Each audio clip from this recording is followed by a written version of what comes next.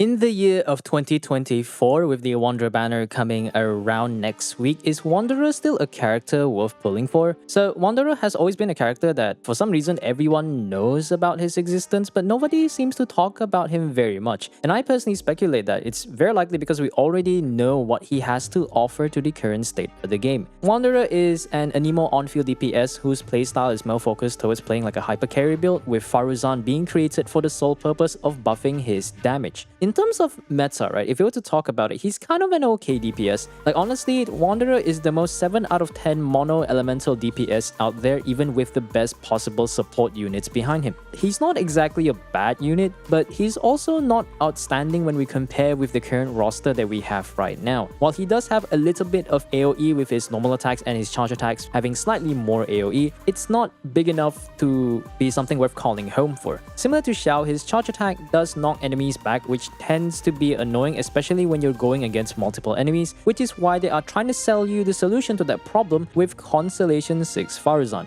So Faruzan is a 4-star Anemo support, rather she is the Anemo support for any Anemo DPS units. In terms of what she's able to provide, she gives Anemo damage bonus, reduces Anemo resistance, provides decent grouping with her Constellation 6, gives a Yunjin-like buff to your Anemo DPS with one of her Ascension passives, and she also does do good damage on her own. The only caveat with her is that she's a limited 4-star unit with an absurd energy requirement, which becomes less of an issue if you get Constellation 6, which is quite hard to get, especially because there is no such pity and you can't exactly control what limited 4-stars you can get despite it being rated up on that banner. Compared to Xiao, Wanderer, I would say he's still better in single target situations. Of course, that remains a fact until the recent release of Shen Yun. And since both units have access to Faruzan, the only reason why I would put Xiao above Wanderer in terms of overall performance is simply due to how good Shen Yun is at buffing plunging attacks, thus increasing Xiao's damage ceiling even further. That's quite hard for Wanderer to really compare to Xiao at this point. Now, don't get me wrong, Wanderer isn't exactly a bad unit. It's just that he's not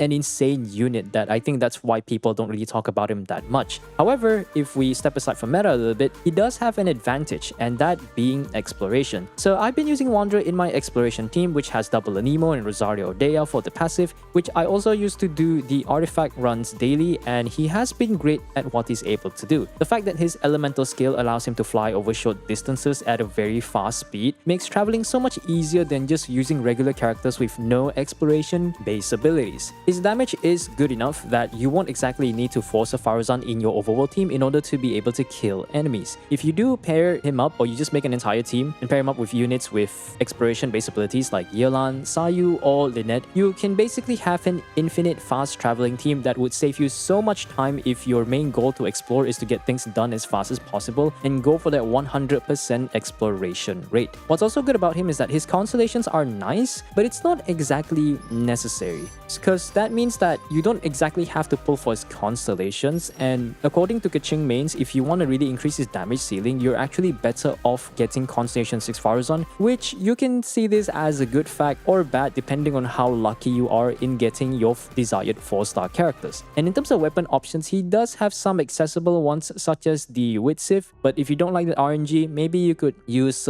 certain weapons like the Standard Banner, 5 stars, the Lost Praise, and the Skyward Atlas, because they're also great options if you happen to pull for the weapon banner or you happen to have these weapons from the Standard Banner. They're actually decent on Wanderer. Otherwise, if you want to play a charge attack spam build, you could use Klee's event weapon, the Dodoko Tails, because I believe it's actually one of his best options for playing that playstyle. In the worst case scenario, you could also use the Solar Pearl from the Battle Pass or the Black Cliff Agate from the Starglitter shop, which are viable options for him, and any other options beyond that is not even worth considering. So that is one thing to take in mind. Now, in terms of his teams, right? So being an Anemo unit does give him access to quite a variety of teams, especially because he's a Catalyst Anemo unit rather than just an Anemo unit that's like Kazuha that uses a sword. Of course, we do have the generic Hypercarry team running with Bennett Faruzan, and one flexible unit when you drive his damage output to the max. Obviously, the best possible team is running like Bennett on Maiden, and then you run a really well-built Furina so you can absolutely buff his damage to oblivion. Of course, there are variations of this team which includes the core Wanderer Faruzan you mix with double Geo with Zhongli, or double Pyro Bennett Shengling, or double Hydra, but